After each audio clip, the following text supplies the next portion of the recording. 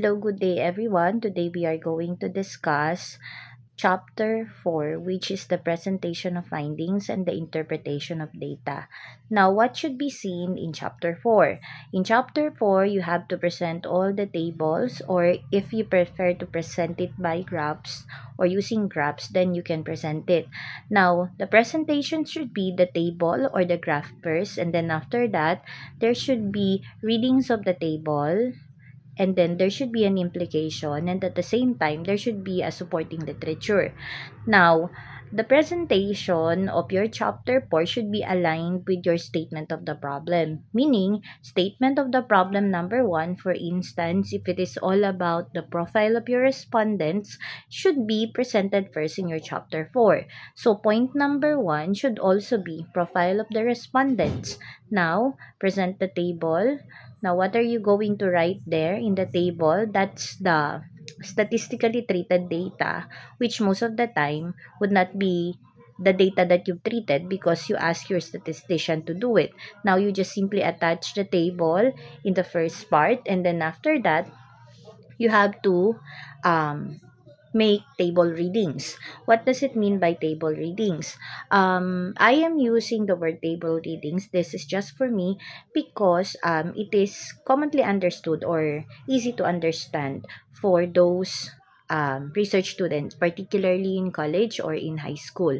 Now, what do we mean by table reading? For instance, in your data, whereby there are 100 respondents, and then the data that is presented in the table is all about sex, being male or female, and it was seen in the column that there are 60 female while there are only 40% male. This is in terms of percentage. Now, in the reading of your table, you have to place there based on table 1 shows the profile of the respondents according to sex. Finding shows that 60% of the respondents are female while only 40% are male. Or you may say most of the finding shows that most of the respondents are female.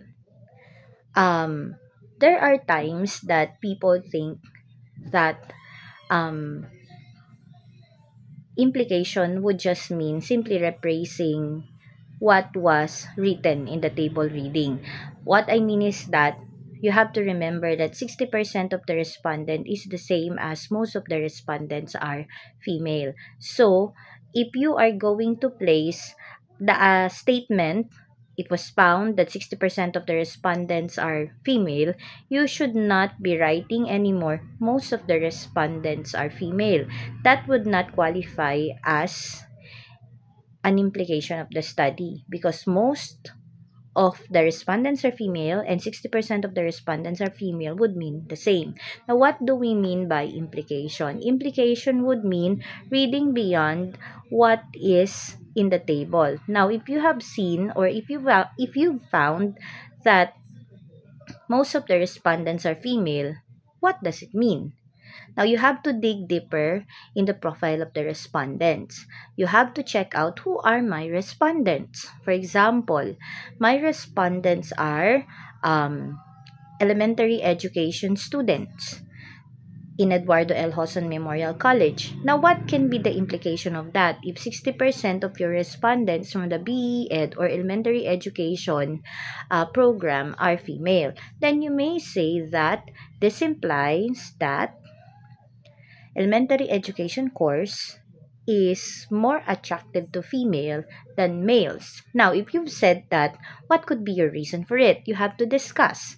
This may be because ano yung pwede mong ilagay doon. You can state the nature of the work of elementary teachers and the nature of women as in some ways more compassionate than men in taking care of children because elementary teachers would have to teach children, younger children. So you can state that.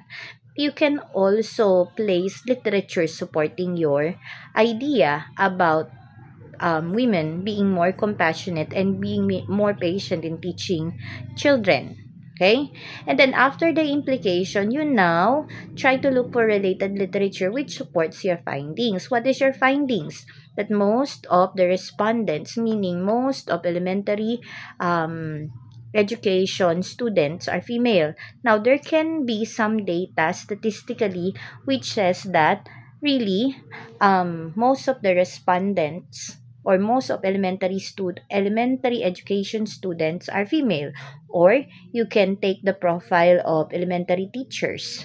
It can support your findings that in actual or in reality, there are really more elementary education teachers who are female than males. Or if there is no available data for this, in order to have a support for your findings, you may interview someone which have the authority to tell you an aggregate data of what you found.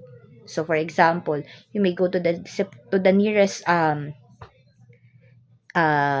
SDO and then check out if they have data regarding the profile of the teachers in the area. So that could support the findings. And that's the first table that you can have in chapter 4. So all throughout, it's just like that. There should be the presentation of the table first, and then you have to read the table.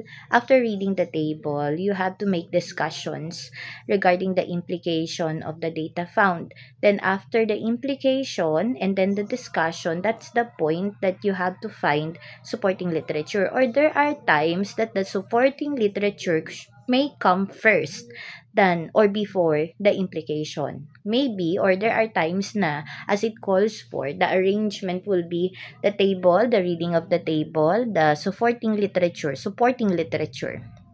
and then after that, the implication of the findings and the literature. So it's up to you as long as those three are present in your chapter 4.